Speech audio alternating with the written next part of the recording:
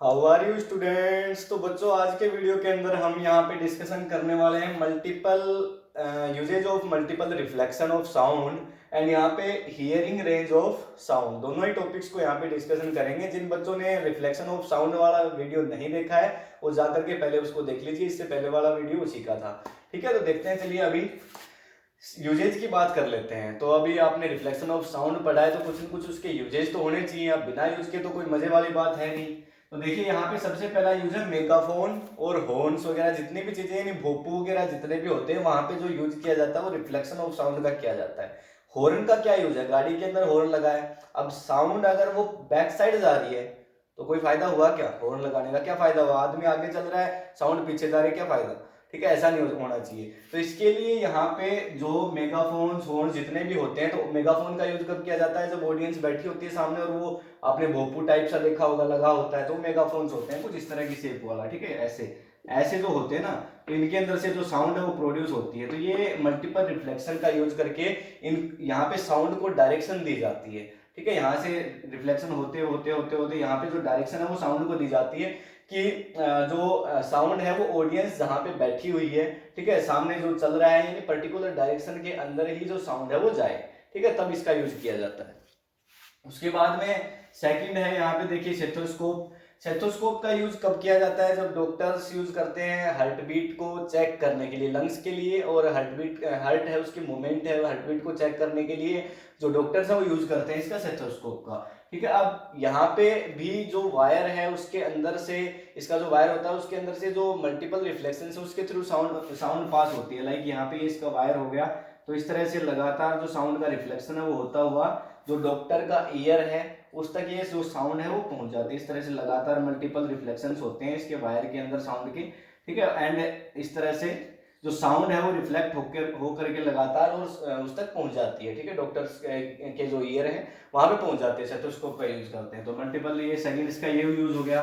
Third, यहाँ पे ceiling and जो वॉल्स होती हैं कॉन्सेंट हॉल्स की, अब सिनेमा हॉल्स में आपने देखा होगा, ऑडिटोरियम हॉल्स जितने भी होते हैं, ठीक है, जहाँ पे मीटिंग्स वगैरह होती हैं, जहाँ पे बड़े फंक्शंस हैं उनको ऑर्गेनाइज किया जाता है। ठीक है, सिनेमा हॉल्स में तो ज़्यादातर यहाँ पे तो उनकी जो सीलिंग होती है, छत, और यहाँ पे जो वॉल्स होती हैं उनकी दीवारें, तो वो कर्व्ड होती हैं। ठीक है, उनको कुछ इस तरह से यहाँ पे डिजाइन किया जाता है, कुछ इस तरह से उनको डिजाइन किया जाता है। ठीक है, तो यहाँ पे ये जो कर्व बनाया हुआ ना, ये कर्व का क्या काम है?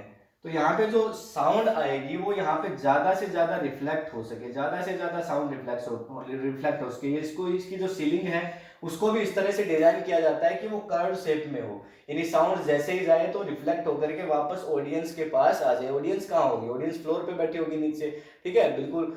और जो साउंड आएगी वो जहां भी अगर जाएगी, वॉल से टकराएगी या सामने की तरफ टकराएगी या सीलिंग से टकराएगी। सामने की तरफ तो आपने सिनेमा हॉल्स में देखा होगा, अगर गए हो कभी, तो स्क्रीन है उसको भी बिल्कुल कर्व शेप के अंदर बनाया जाता है, उसको बिल्कुल कर्व शेप में बनाया जाता है। जो सीलिंग्स होती है उनको कर्व शेप में बनाया जाता है। क्यों? ताकि जो साउंड आए स्पीकर्स के थ्रू तो वो एक बार यहाँ पे वॉल्स से या सीलिंग से टकरा करके, ठीक है, और वहां पे उसका रिफ्लेक्शन साउंड का हो, और वो इस तरह से रिफ्लेक्शन हो कि वो ऑडियंस के पास में जो साउंड है वो अवेलेबल हो जाए। तो इस तरह से इसका मल्टीपल जो रिफ्लेक्शंस साउंड के हैं उनका यूज किया जाता है। ठीक है, रिफ्लेक्शन ऑफ साउंड आप पढ़ ही चुके हैं, क्यों है कैसे है, ये बार बार आपको बताने की जरूरत नहीं है। उसके बाद देखिए रेंज ऑफ हियरिंग, बिल्कुल सिंपल सा है, इसकी अगर थ्योरी आप अपनी बुक के अंदर भी पढ़ेंगे तो आपको समझ आ जाएगा। अभी देखिए रेंज ऑफ हियरिंग की बात कर लेते हैं। तो यहाँ पे 20 हर्ट्ज से लेकर के, वैसे मैं आपको बता दूं 1 किलो हर्ट्ज, ठीक है, इसके अंदर होते हैं 1000 हर्ट्ज। ठीक है, ये यहाँ पे पहले बता देता हूँ आपको कि 1 किलो हर्ट्ज के अंदर आपके कितने हर्ट्ज होते हैं? 1000 हर्ट्ज। तो यहाँ पे अगर ह्यूमन की बात करूं मैं, जो ह्यूमन ईयर है, तो वो नॉर्मल उसकी ऑडियबल रेंज है वो होती है आपके पास में 20 हर्ट्ज से लेकर के 20,000 हर्ट्ज तक, यानी 20 से नीचे वो नहीं सुन सकता, 20,000 से ऊपर नहीं सुन सकता वरना हार्म होगा उसको। ठीक है, तो ह्यूमन ईयर की ये रेंज होती है ऑडियबल। ठीक है, इस ऑडियबल रेंज इसको आप बोल सकते हैं। जो न्यू बॉर्न चाइल्ड होता है, जो बच्चे होते हैं, या फिर जो डॉग्स कैट्स, ये जो एनिमल्स होते हैं, उनकी अबाउट रेंज होती है 25,000 हर्ट्ज तक की, उनकी रेंज है, ये थोड़ी सी ज्यादा होती है। ठीक है, यानी आप इसको 25 किलो हर्ट्ज भी कह सकते हो। ठीक है, क्योंकि मैंने आपको बताया 1 किलो हर्ट्ज के अंदर 1000 हर्ट्ज होते हैं। तो ये उनकी रेंज होती है, जो बेबीज होते हैं या फिर जो डॉग्स वगैरह, जो कैट्स वगैरह, ये जो जितने एनिमल्स हैं इनकी बात कर रहा हूँ। अभी यहाँ पे 20 हर्ट्ज से नीचे अगर साउंड है, अगर फ्रीक्वेंसी साउंड के आपके पास में 20 हर्ट्ज से नीचे है, फ्रीक्वेंसी क्या है आपको पता होगी, तो यहाँ पे वो जो है उनको बोला जाता है इंफ्रासोनिक साउंड। क्या बोला जाता है? इंफ्रासोनिक साउंड्स, ठीक है। और अगर 20,000 से ज्यादा फ्रीक्वेंसी है तो उनको बोला जाता है अल्ट्रासोनिक साउंड्स, ठीक है। अल्ट्रासोनिक के बारे में हम नेक्स्ट वीडियो के अंदर डिस्कशन करेंगे कि कहाँ यूज होता है अल्ट्रासोनिक का। तो इंफ्रासोनिक साउंड्स जो जितने भी होती हैं, जो बिल्कुल हल्की साउंड्स होती हैं, तो जो एलिफेंट्स वगैरह हैं, राइनोसोरस वगैरह हैं, ये इन साउंड को सुन सकते हैं। जो अर्थक्वेक जब आता है ना, तो उससे पहले जो वाइब्रेशंस होते हैं वो इन्हीं साउंड के अंदर होती है, यानी उनकी जो फ्रीक्वेंसी वो 20 हर्ट्ज से नीचे होती है। तो जो एनिमल्स होते हैं यहाँ पे, जो एलिफेंट्स वगैरह किसी फॉरेस्ट के अंदर, तो उनको पहले ही पता चल जाता है कि अर्थक्वेक है वो आने वाला है, तो वहां पे वो शोर मचाना स्टार्ट कर देते हैं। जो ये कम्युनिकेशन करते हैं एलिफेंट्स वगैरह, राइनोसोरस वगैरह, ये आपस में जब कम्युनिकेशन करते हैं तो इनके कम्युनिकेशन के बीच में भी जो आवाज होती है, इनकी जो ये जो साउंड प्रोड्यूस करते हैं, उनकी फ्रीक्वेंसी वो 20 हर्ट्ज से नीचे होती है, नहीं वो इंफ्रासोनिक साउंड्स होती हैं सारी। अल्ट्रासोनिक साउंड जो पेंगुइन्स वगैरह होती हैं, या फिर जो बैट यानी जो चमगादड़ वगैरह होते हैं, तो वो जो साउंड प्रोड्यूस करते हैं, उनकी जो साउंड होती है, उनकी ऑडियोबल रेंज और काफी ज्यादा होती है, तो वो अल्ट्रासोनिक साउंड को प्रोड्यूस करते हैं। जो रैट्स हैं, चूहे जो गेम खेलते हैं, चूहे भी अल्ट्रासोनिक साउंड्स का यूज करके गेम खेलते हैं, साउंड प्रोड्यूस करते हैं, हमें सुनाई नहीं देती हालांकि वो, क्योंकि ह्यूमन ईयर इन सब चीजों को नहीं सुन सकता। तो यहाँ पे वो भी इसका यूज करके गेम्स वगैरह प्ले करते हैं अपने। अजीब बात है पर करते हैं, ठीक है। उसके बाद यहाँ पे देखिए एक चीज मैंने लिखी हुई है, हियरिंग एड। तो यहाँ पे कुछ बुजुर्ग ऐसे होते हैं या फिर कुछ छोटे बच्चे भी ऐसे होते हैं जिनकी जो नॉर्मल रेंज है ये 20 हर्ट्ज टू 20,000 हर्ट्ज नहीं होती, यानी उनकी ऑडियोबल रेंज है तो कम हो जाती है या ज्यादा हो जाती है, मतलब या तो इंफ्रा पे आ जाते हैं वो, या फिर अल्ट्रा पे चले जाते हैं। तो जब human ear, normal human ear है जो वो नहीं सुन सकता साउंड को, ठीक है, किसी डिजीज के चलते या कैसे भी, तो वहां पे इस डिवाइस का यूज किया जाता है हियरिंग एड का, ठीक है। इसका क्या काम है?